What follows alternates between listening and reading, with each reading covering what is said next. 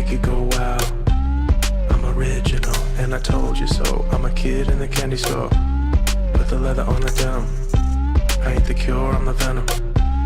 If you wanna find me, find the taillight. Something's coming in, you're gonna wanna take a red eye. It's time to go. It's time to go.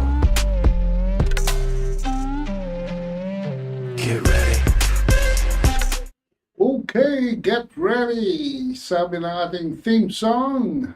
Yan po mga kabansa ang paghahanda sa informasyon, paghahanda sa kaalaman, paghahanda sa lohika, at paghahanda sa mga self-inflicted economic wounds. Ang Maestro 101, mga kabansa, is about South China Seas.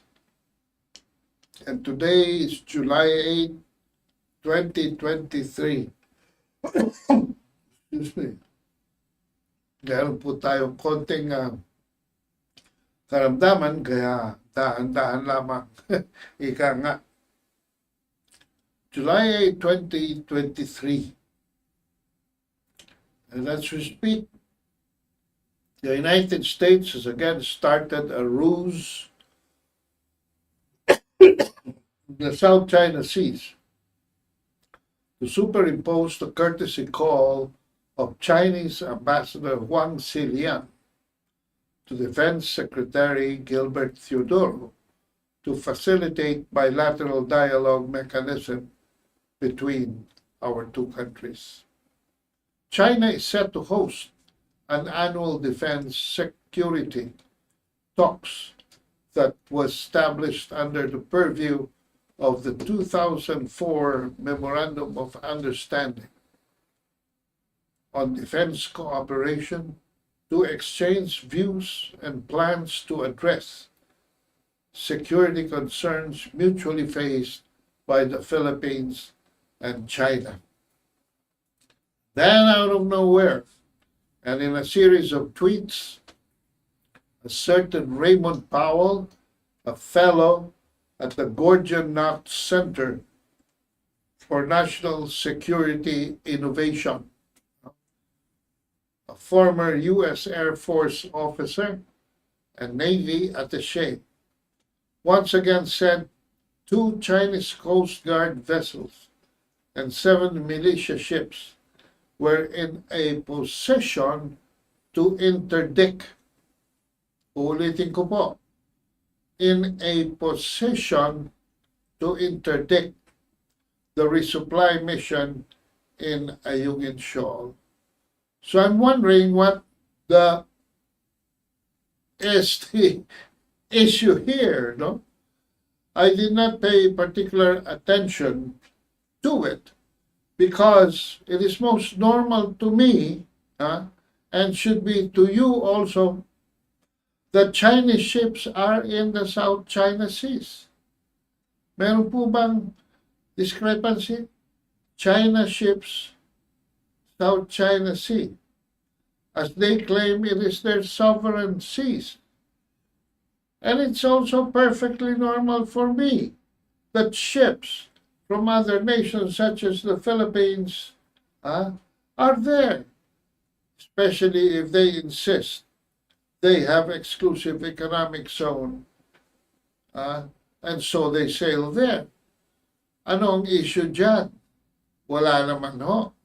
No? Besides, Philippine Coast Guard official spokesperson Rear Admiral Armand Balilo said he is unable to confirm if the June 30 incident occurred. Ang sabi po niya, I have no information. Rear Admiral Balilo is the information officer of the Philippine Coast Guard. How come he does not have an information on this matter? In other words, this is a feed-in. This is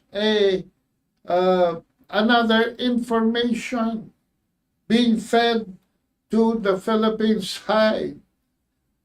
dahil may pagtatakbo ang Chinese ambassador at ang Secretary of National Defense natin, papasukan nyo ng gulo na ganito? Na wala namang gulo, in a position to interdict. So what is the issue? Okay. At first, only the Philippine Star and the One Media PH of Manny Paglinawan carried the news. But the day after, the American echo chamber took over. A few other pro-American newspapers and broadcast stations here in Manila. 2 senators commented, and even U.S. Ambassador Carlson was disturbed from her office at Rojas Boulevard, had something to say. This will call for the documenting of another diplomatic protest. So what else is new? Almost reaching 80 now in the watch of President Bongbong Marcos, and still nowhere in the vicinity of almost 400 filed under his predecessor Duterte. But I give special mention to Manny Paglinawan because he is the surviving chairman of the Strat-based Albert Del Rosario Institute after Del Rosario died last April.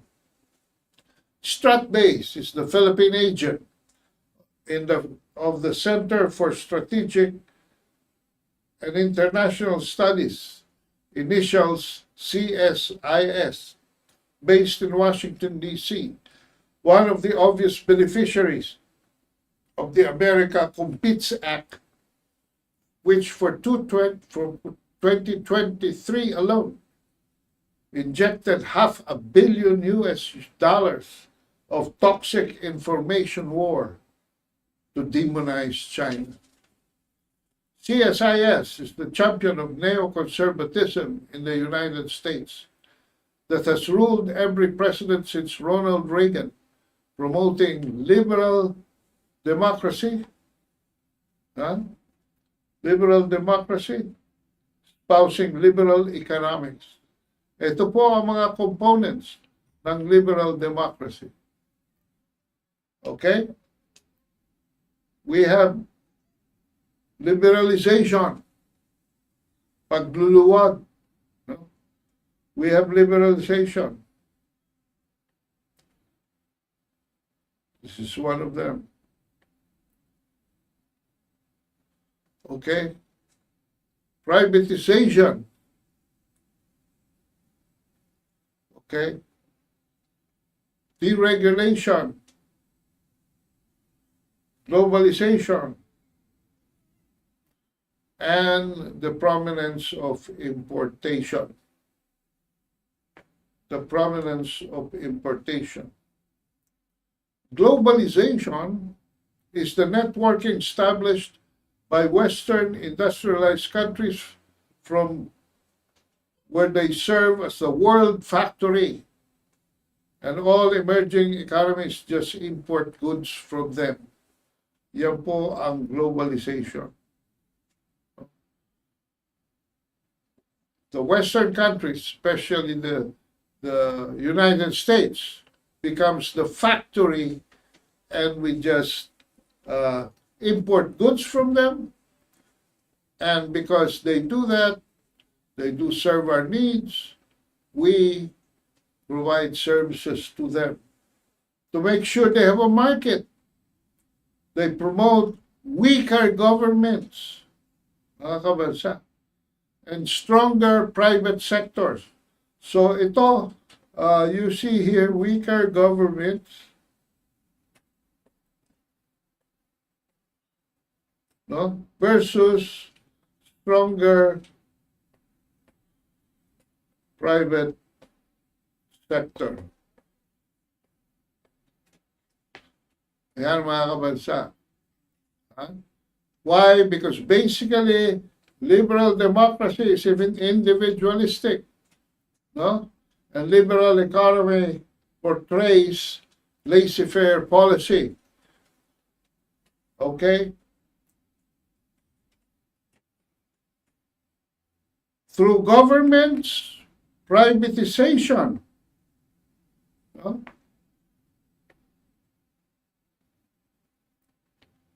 privatization. Most of the country's productive potentials, providing less government,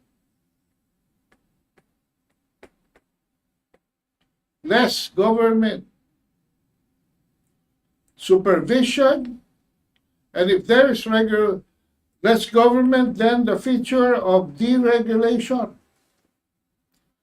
is added, deregulating the practices of the private sector. Hanggat maaari, to leave them alone in the practice and there serve the building of the nation left mostly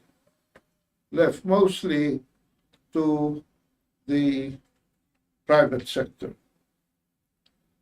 So private sector po ang fulcrum ng entire liberal democracy. Private sector po, mga kabansa. Okay? The first sector they attack, no, is the power industry. Less government in the power industry. But let me warn you, as I'm showing you in this chart, that when that happens, national security takes a backseat. The profits for the liberalized economy goes to the private sector. So kung private sector po nagpapatakbo ng inyong power industry, do not expect so much national interest. They will gouge the prices out of your bank books. I'm telling you. Because power is the basic engine that makes industrialization run. The lower the cost of electricity, mga kabansa,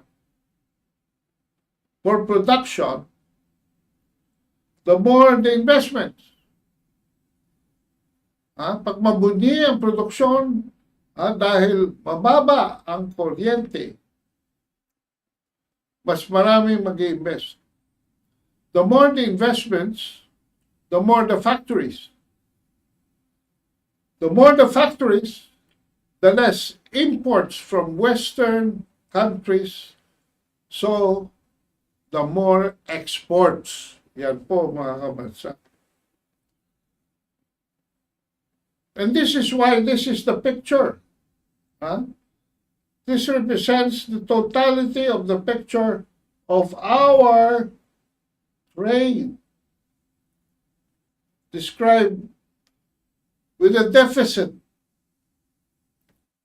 More imports than exports. We take in more goods than we supply the world.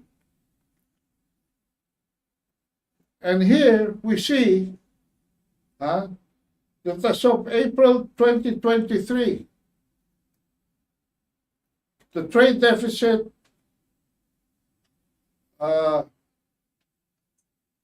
decreased. No? Mataas po. Mataas po na March. Ito yung March. Mas mataas pa at trade deficit noong January.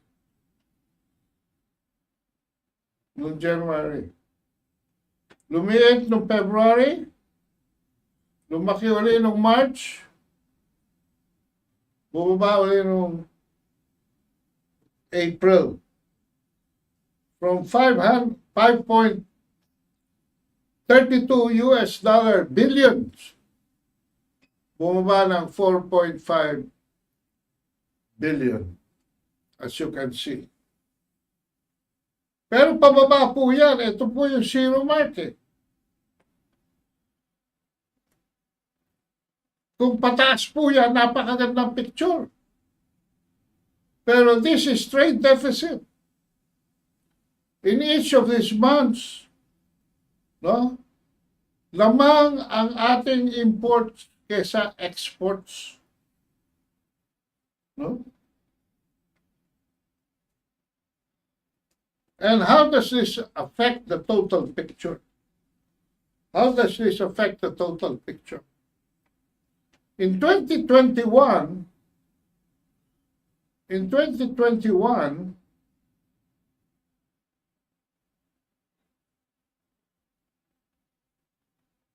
to, tanggalin lang natin itong mga, ayan.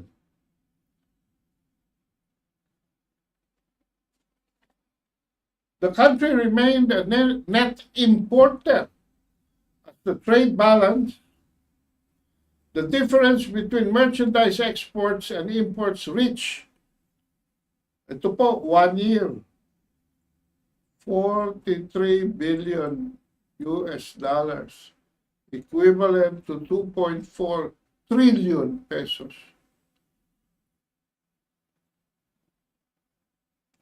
Noong 2020, 24 lang siya. Okay?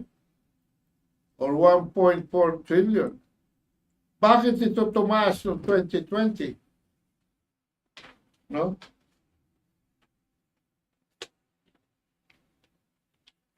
So yan mga kamansa, paano nangyari ito? Basically, this will explain the effect of COVID-19.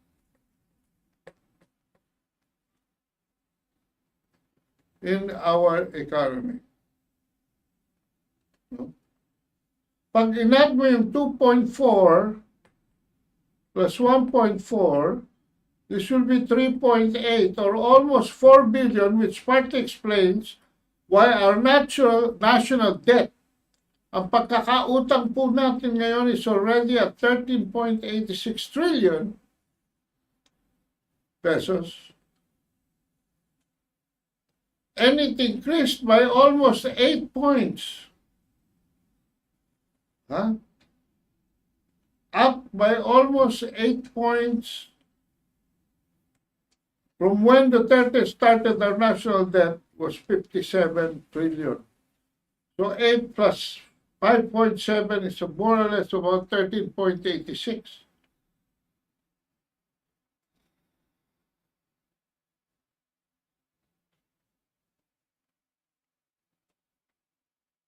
This is reaching 60% debt to GDP ratio. What is the GDP ratio? This is our production potential.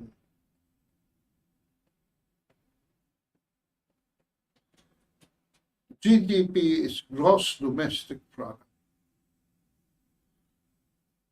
With our national debt going up to 13.86 trillion, every Filipino, as soon as they are born, already owes 113,000 pesos. May utang na ang ating mga apo and more so the incoming generation.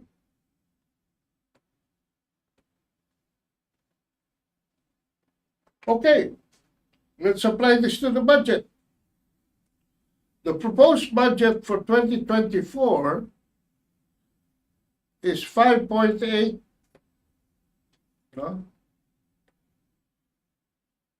trillion.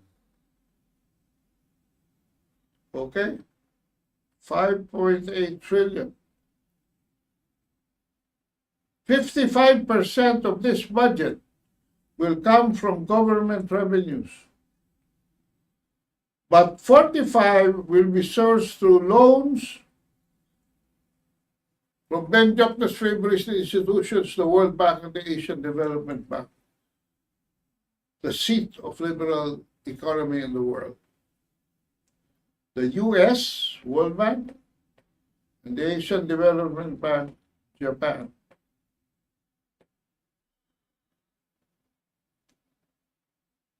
Now note that an additional remark here is that this represents 21%. Yung ating gross domestic product represents 21% of this budget, of the budget of 5.8 trillion, 21% lang ang kayang tapatan ng capacity natin to produce something. Ang ating hahabulin is 79%.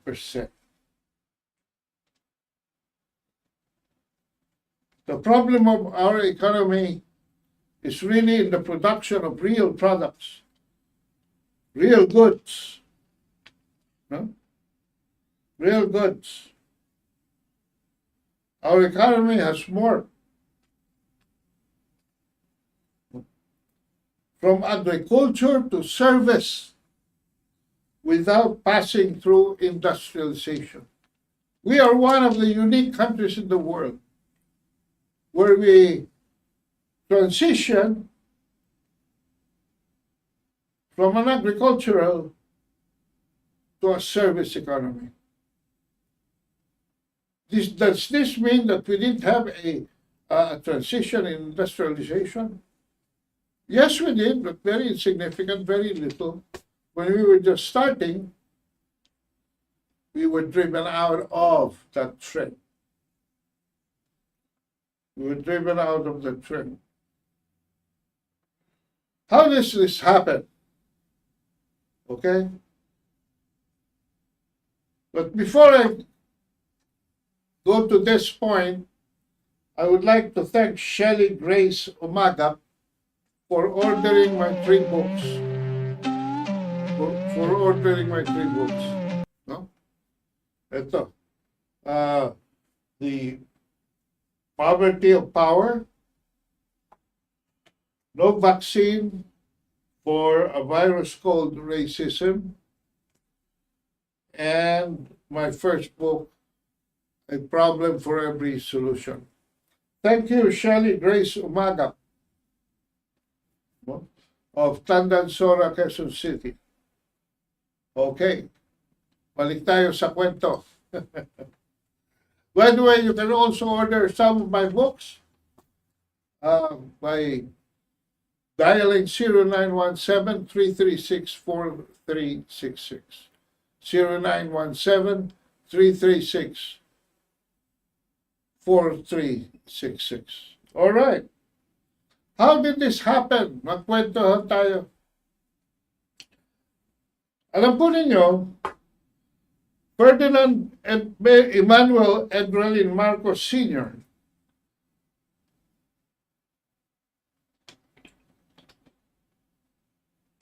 pioneered the paradigm shift from agriculture to industrialization.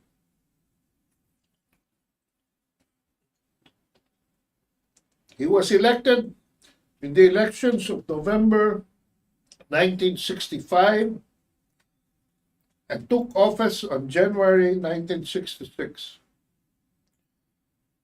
Beginning his first term that promised to make the Philippines great again, and starting to build a new society based on egalitarian principles, believing that all people are equal and deserve equal rights and opportunities, and that the country's wealth must be democratized. The new society and the Great Republic emerged as the inevitable response to the rebellion of the poor, according to the president, and government was enlisted to initiate the revolution from the center. Marcos Sr. adds, in its two phases, the Filipino ideology presents itself as a political liberation and economic emancipation that finally liberates the people onto social accord or concord. These, in turn, are fueled by our cultural reawakening, which presents to us the task of cultural reconstruction, Our culture, rediscovered in its richness and vitality, is the spiritual architecture, the intellectual and moral masonry of our political and socio-economic edifice. So yan mga kabansa. And this, we summarize this egalitarian new society having these three strategies: political liberation, economic emancipation, and social concord. He was clear in his goal to establish a new order that is no longer dependent on any foreign country for its economy. Ang sabi niya, dugtong niya, historical experience by no less than our forebears is quite clear. Ito po mga practices ng ating ninuno. No one can help us. Only we can help ourselves. Our destiny is rooted in our soil, our future determined by our particular time and circumstance. Our ideology is thus self-definition. Yan po mga magagandang pangungusap na binitawan ni Ferdinand Edralin Marcos Sr.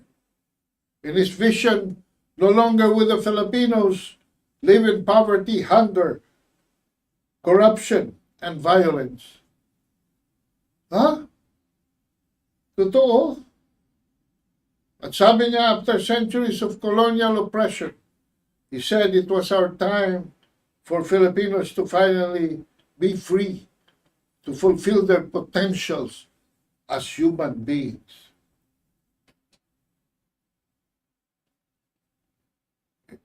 In what today would be understood as democratic socialism, Marcos did not call it as such, as known the time it could have been easily misunderstood in the light of the Cold War prevailing in the world, so he disguised it under the term egalitarian.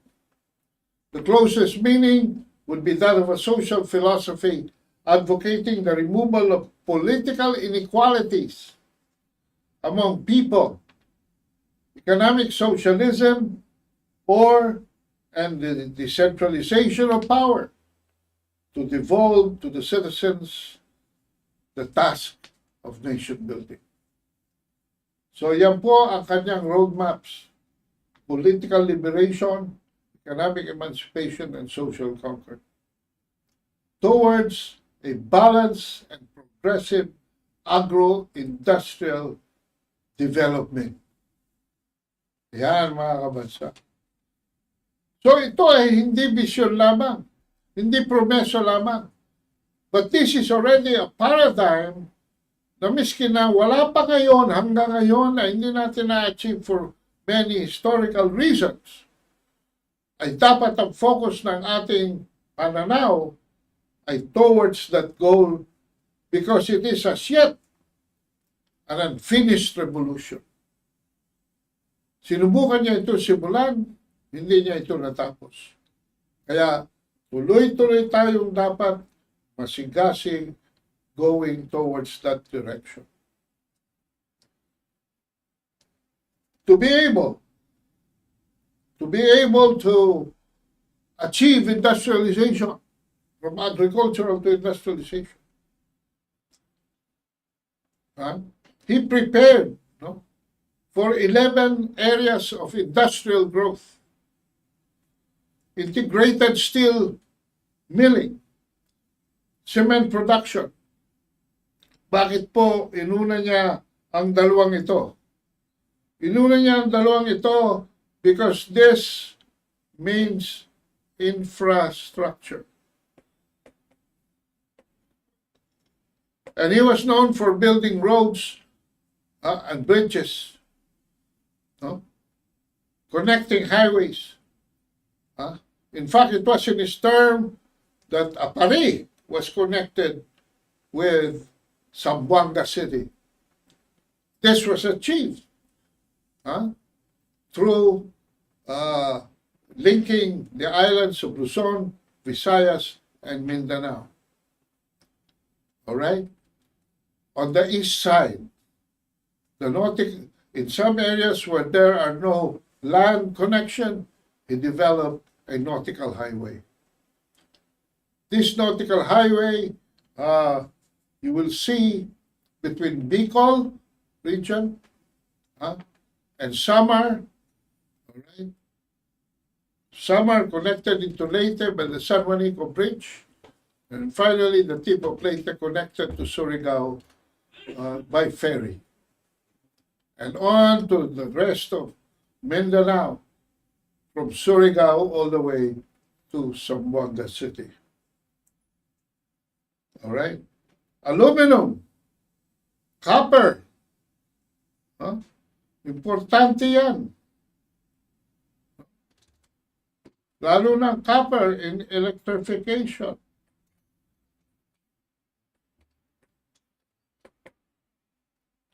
Diesel engine manufacturing and automotive assembly. Because this is important to mobility. And if we keep on importing, just importing, the prices of vehicles will be tremendous. Oh, na-doble ko cement production dito, sorry. Pulp and paper manufacturing. Ito through the use of nature. No? Yung coconuts, by exploiting cocoa chemicals. Yung sugar, by production of alcohol gas and ethanol. And the phosphate fertilizer production. This is for agri development. And all the industries serviced by a machine tooling component. Yan po ang misyon ng ating Ferdinand Edwin Marcos Sr. Right? How will this be achieved? How will this be achieved? No? This will be achieved through the engine to development to deliver the 11 factories will be low power cost. Low power cost.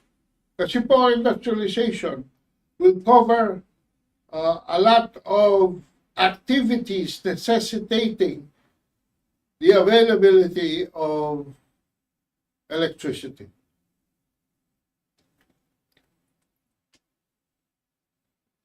That is why the Marcos Sr. administration, the industrial component was pre-staged by the nationalization of energy to provide low-cost electricity for residential and commercial consumers and more efficient mobility for transportation. Energy resources were also diversified from mere fossil fuel to clean and cheap hydro, electric, geothermal, and finally nuclear. And here we see on your screen that one of the cheapest, together with hydroelectric and geothermal, the Bataan Nuclear Power Plant, which,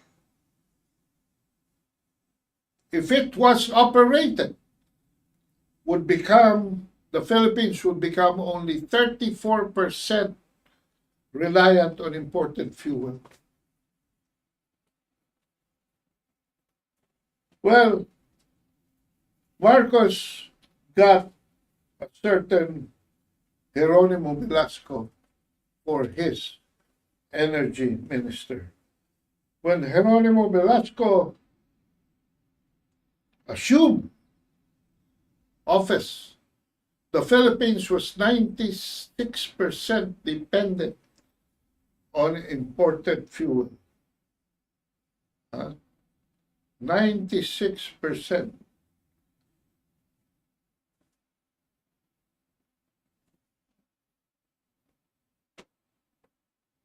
Dependent.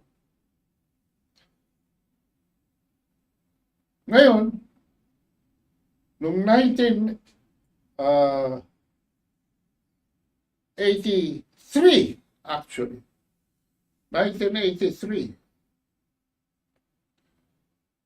ready na dapat ang Bataan Nuclear Plant. In 1983, na-achieve na niya ang 50% reduction. Right? Through a combination of geothermal, hydroelectric, etc. And the introduction of the Bataan Nuclear Plant would have reduced further importation, the dependence of local energy on imported fuel. So, 50 minus 16 is 34%. Ito po yun. So, hindi po yan panaginip. Because by 1983, the Bataan Nuclear Plant was completed and ready to be activated.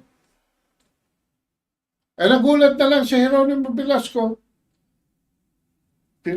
Tumawag sa kanya si U.S. Ambassador Stephen Bosworth and requested that the U.S. government be allowed to send a team that would help us evaluate the plant's readiness for operation. There was something that the Americans were doing, and they were delaying the opening of the Bataan Nuclear Plant. The resulting evaluation, Velasco noted, had nothing to do with the functioning or safety of the plant, but rather stated that the plant should not be opened because there were only lack of escape routes and hospital beds in the vicinity. So it was made to provide for these minimal further requirements. Obviously, the non-essential repairs postponed the firing of the Bataan Nuclear Plant and took another 3 years of delay. Sabi niya, when I started with PNOC, the Philippines was 96 dependent on oil, while the rest was basically hydro. By 1986, the national program not only succeeding in the potential to provide electricity to all provinces, we had reduced oil importation by 46%. So 96 minus 46%, ito yung sinasabi ko sa inyo na 50%. Energy independence. Considering that the Bataan Nuclear Plant, ito sinasabi ko sa inyo, was envisioned to supply 16% to the power requirement of Luzon, the Philippines' biggest island. Had it been turned on when it was completed in December 1985, and this is one of the questions in my mind, why didn't Ferdinand Marcos turn it on when it was already ready by December 1985? It's a question that up to now is unanswered. The country's level of energy independence would have definitely exceeded the halfway mark. Kasi nag-50-50 na eh. And by deducting 60% would have reduced it to 34%. And the goal of Marcos to fuel 11 great industrial projects would have been fully met.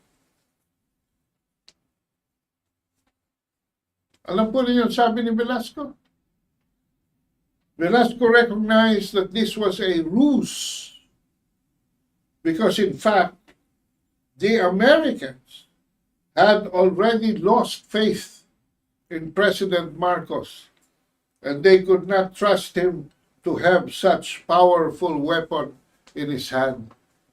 Primarily, lagay na natin 99% for industrialization purposes. Why?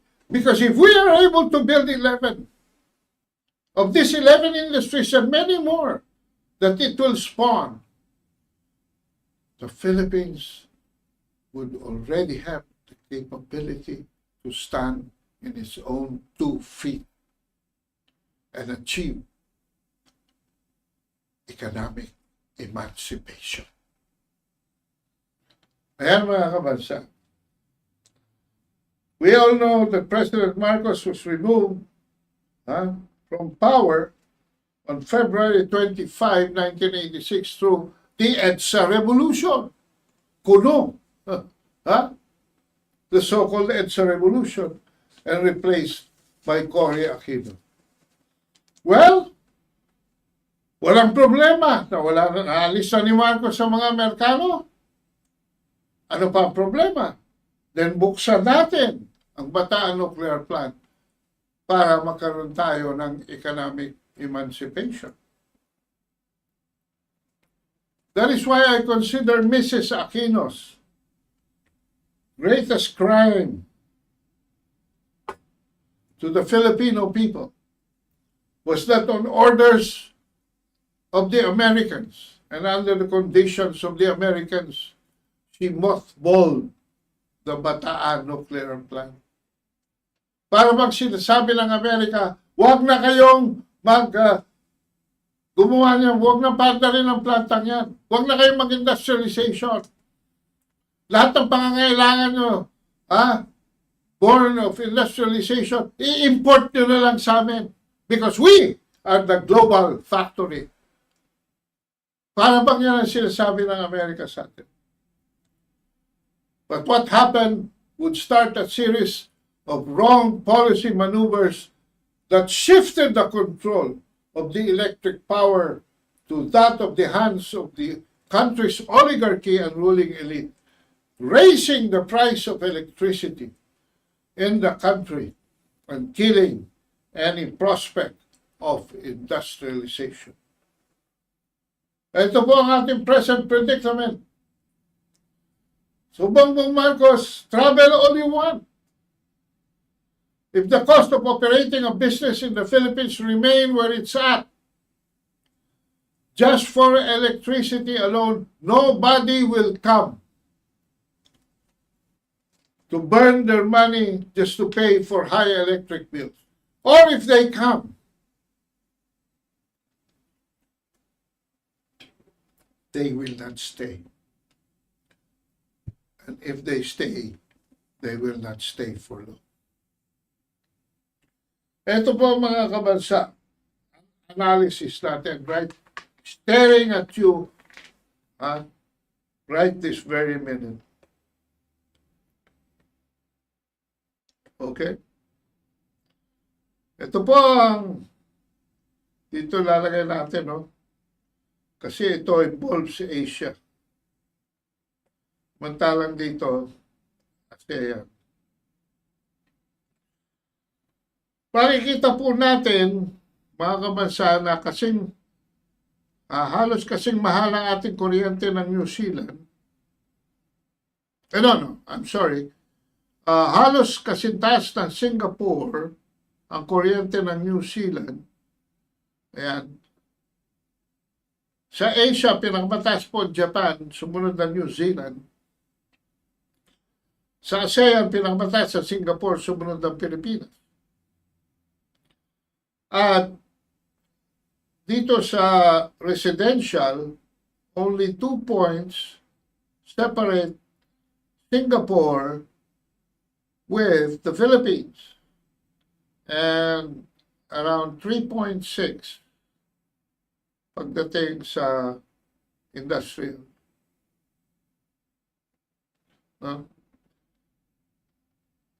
dito nyo makikita na pag gustong i-encourage ng isang bansa industrialization, mumurahan nila ang industrial rate. No? Mumurahan nila ang industrial rate.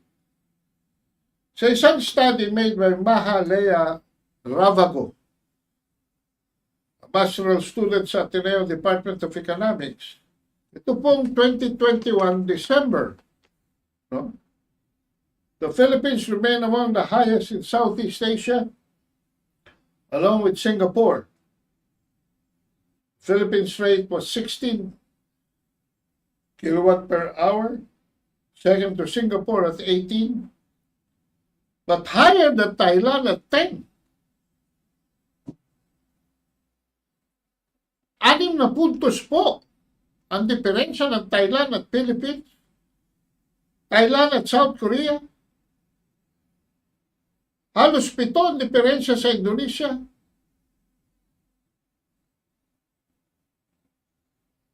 Walo sa China.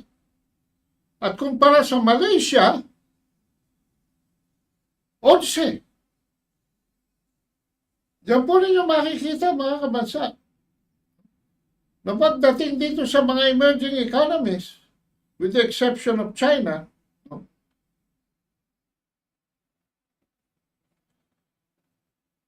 pababa na. Alright? And this will also explain na China's rates is 1/2. Huh?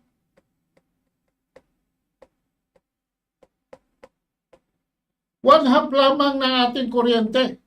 And this will explain also why China, aided by a fantastic population, has become the #1 consuming nation in the world. #1 consumer.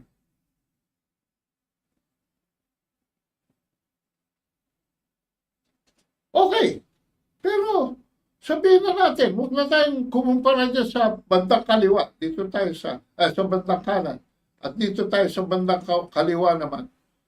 Alright? Mababa naman tayo Mababa naman tayo kaysa Japan, New Zealand at Singapore. So ano ang diferensya? Punta lang muna tayo Singapore. While Singapore and the Philippines are two countries with deregulated electricity industries, eto na, papasok na, mga kabansa, ang elementong idinudugtog natin sa picture. Kumusta naman yung Kumusta naman yung GDP? At dito makikita natin, mga kabansa, na mataas man ang kuryente sa kanila, kayang tustusan ang kanilang GDP. Samantalang tayo napakataas, pero mababa ang ating GDP. Mababa. Sila mataas ang kuryente, mataas ang kanilang GDP. Ano ibig sabihin? Nakaramihan ang kanilang kuryente ginagamit sa industrialisasyon.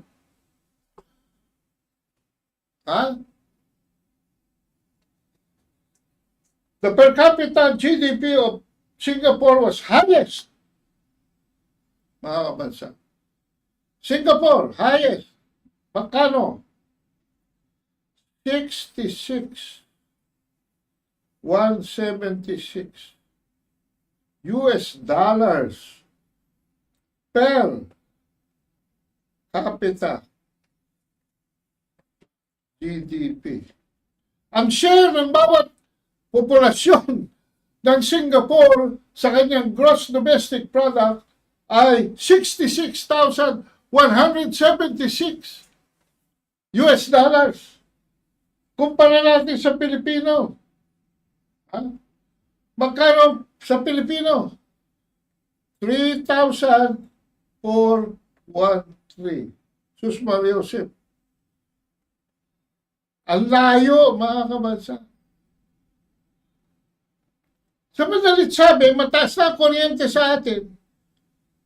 Still, the high electric rates are not being used to produce something, a real product. Why? Because we have no factories. In terms of productivity, Singapore's per capita electricity consumption in 2019 was 9.5 megawatts. Mga kabansa, 9.5 megawatts ginagamit sa produksyon compared to the Philippines, not even 1 megawatt. So, sino nagtutustos ng elektrisidad sa Philippines? Ang mga residential consumers. Yan po ang suma total. For the Philippines, the electric rates are 101 to 200 kilowatt consumers and are computed by averaging the monthly rates for 2020. A residential consumer with 200 kilowatt hour a month in Meralco's franchise area had a monthly bill of about 36 or malapit na sa 2,000 a month na babayaran mong electric bill. Ano ang meron ka? Ordinary household. Isang refrigerator, one electric fan, one flat iron, one TV set, and a radio.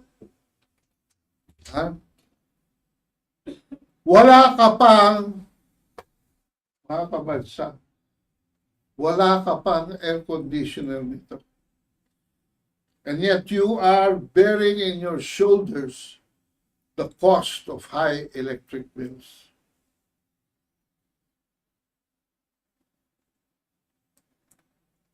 So I would like to address this to the President.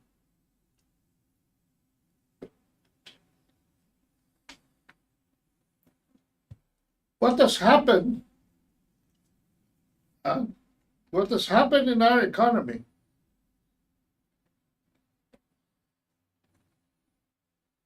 What has happened in our economy is that the money in circulation only goes around your rich friends, Mr. President, and not among the majority of the population. The power industry in the hands of the oligarchs, they're raking in billions. And when the big companies, especially those in the utility and transport sector, post profits in the tens of billions, they account for most of the money in circulation, spending for their high-end wants, and in turn funding inflation that bloats the prices of commodities at the level of the masses. So yan sinasabi ni Jokno na naglalaro daw sa 7%. Ang ating growth rate is illusory. At nagtataka ako, I'm really wondering why the nose of Ben Jokno does not enlarge like that of Pinocchio. And when our professionals and not even our ordinary households cannot find jobs locally, they become overseas Filipino workers. Sure, our OFWs have become great boon to our economy, especially our foreign reserves. But they should have also bred the weakening of our family system, reversing the very cultural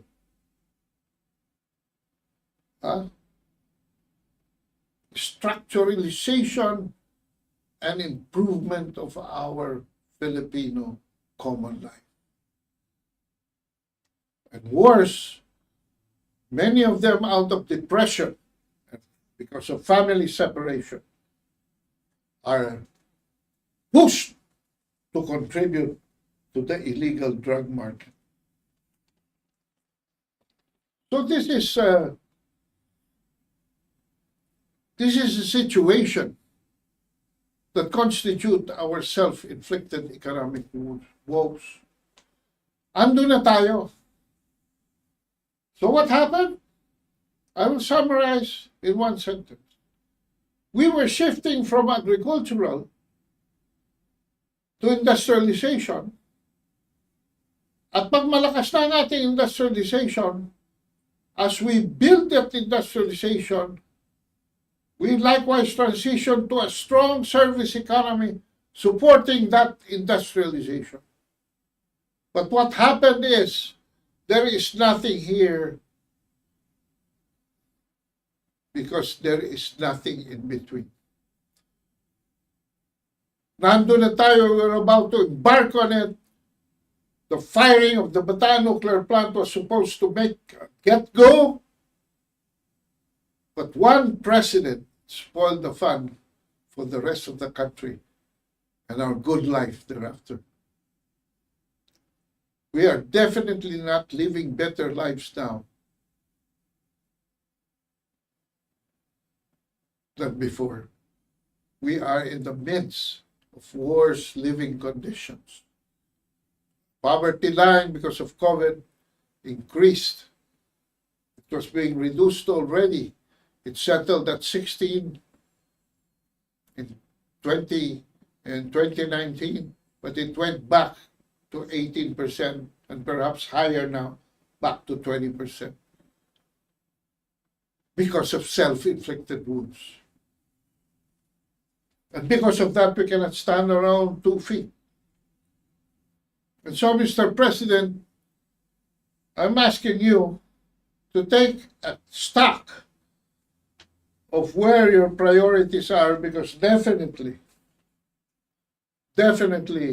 they are not on the side of the people.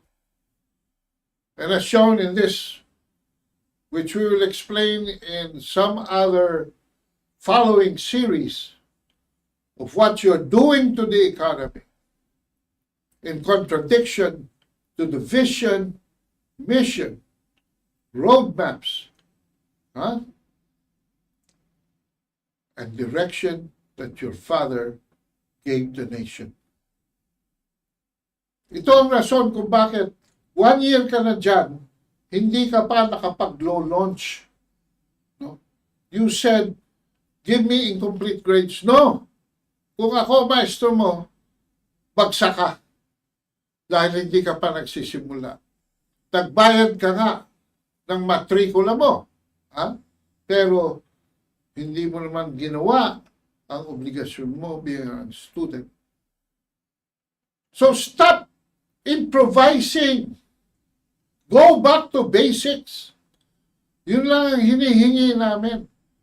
Who knows that sometime, someplace, here in the Philippines, it was possible for us to go into industrialization. Anong sinasabi ng Asian Development Bank? Na pabalik-balik tayo sa vicious cycle. Pabalik-balik tayo sa vicious cycle. Because our service economy are basically there to support not our own needs, but the needs of other countries. We have become the white-collar depositary of the world.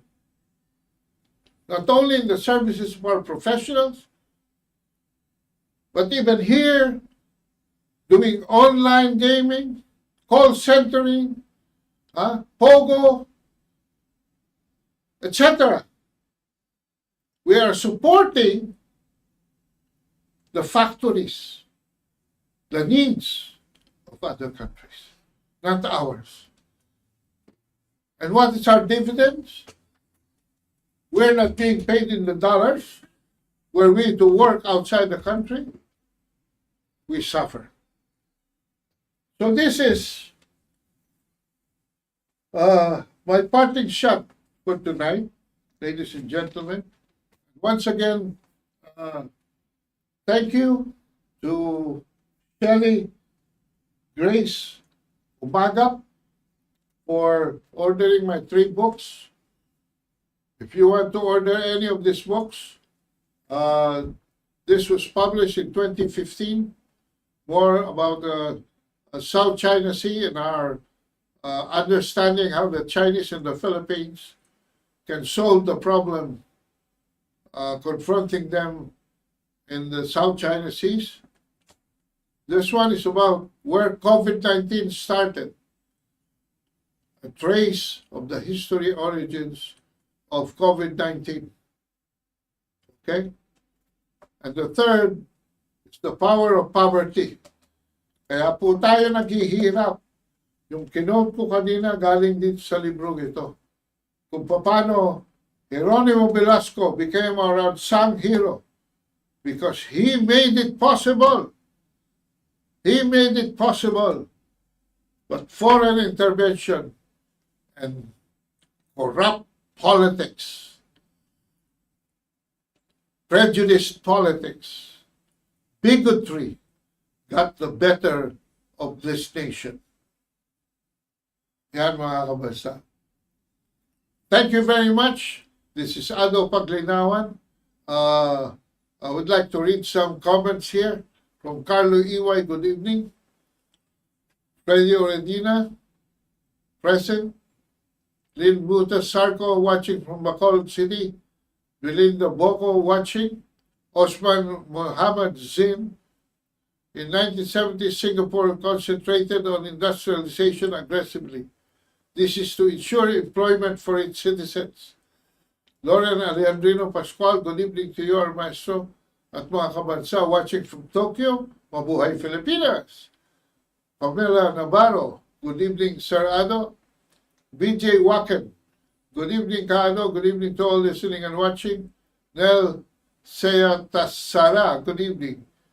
Andres Teves, thank you, Geronimo Velasco, for our geothermal plant in Palipignon, Negros Oriental. Marga M, God bless the Philippines. Ano ba yan? Si BBM. Ayan po mga kabarsa, magpapaalam na po kami. Maraming salamat sa inyong pagtakinig. Itutuloy po natin ang ating huntahan, ang ating kwentuhan. And today's session was our self-inflicted economic woes on how we went from the frying pan into the fire, from the agricultural sector direct to the service sector, because America does not want us to stand on our own 2 feet. Well, we have to do something about it. And that will remain yours and my mission for the future of our children and our children's children. Maraming salamat po. Don't blink.